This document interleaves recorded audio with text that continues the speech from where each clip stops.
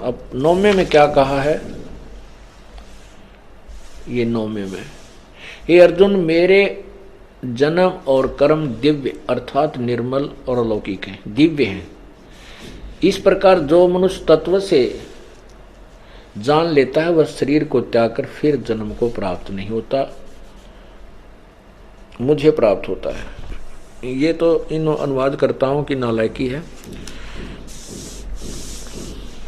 इसका अर्थ ये है कि काल भगवान कह रहा है कि मेरे जन्म और मृत्यु तो होते हैं लेकिन अलौकिक हैं, दिव्य हैं। वो कैसे, जैसे आपको पिछले सत्संग में भी समझाया था कि 7 ब्रह्मा की मृत्यु के बाद एक विष्णु की मृत्यु होती है, 7 विष्णु की मृत्यु के बाद एक शिव की मृत्यु होती है, जो इस ब्रह्म का, ज्योति निरंजन का, गीता ज्ञानदाता का पुत्र है। ये 3 पुत्र हैं, तीनों की ऐसी ऐसी आयु का अंतर है। तो 70,000 जब ये काल के पुत्र शिव मर जाते हैं तो एक सदाशिव अर्थात ब्रह्मलोक में रहने वाला ये काल अपना शरीर छोड़ देता और एक ब्रह्मांड का नाश हो जाता है। और ये एक युग होता है परब्रह्म का, अक्षर पुरुष का। जैसे ब्रह्मा का एक दिन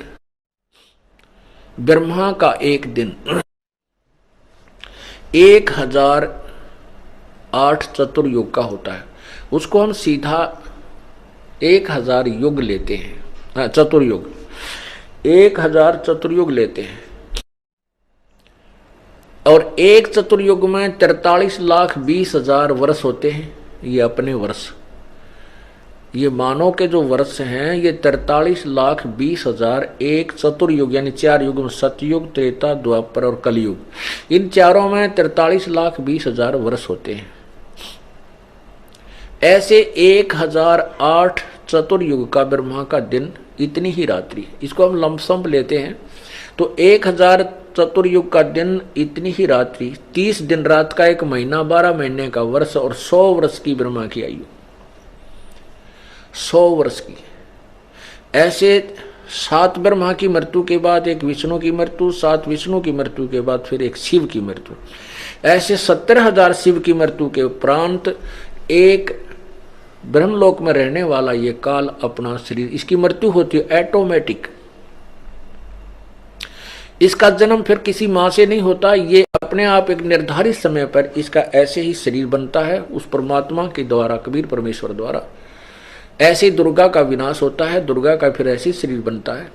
ये दोनों युवा रूप में प्रकट हो जाते हैं। फिर से ये सृष्टि अपने दूसरे ब्रह्मांड में जाकर के नए सिरे से ऐसे ही रचते हैं। रजगुण ब्रह्मा, सदगुण विष्णु, तमगुण शिव जी की उत्पत्ति करके फिर एक ब्रह्मांड को चलाते हैं। तो जो इस एक ब्रह्म की मृत्यु हुई, गीता ज्ञान दाता की मृत्यु हुई, ये एक युग हुआ परब्रह्म का अर्थात अक्षर पुरुष का। अभी गीता अध्याय नंबर 15 के श्लोक 16 और 17 में आपको अक्षर पुरुष और क्षर पुरुष और ये परम अक्षर ब्रह्म, परम अक्षर पुरुष, पूर्ण परमात्मा की महिमा समझ में आओगी। तो ये जो एक युग हुआ परब्रह्म का, एक काल की मृत्यु होती है जब उसका एक ब्रह्मलोक में जो एक ब्रह्मांड का विनाश होता, तब एक युग होता है परब्रह्म का। ऐसे ही 1000 युग का परब्रह्म का दिन, इतनी ही रात्रि। नोट चतुर्युग, यहां चतुर्युग नहीं है। चतुर्युग केवल ब्रह्मा के दिन और रात में आता है और परब्रह्म के अंदर केवल युग होता है। 1000 युग का परब्रह्म का दिन, इतनी ही रात्रि होती है। ऐसे ही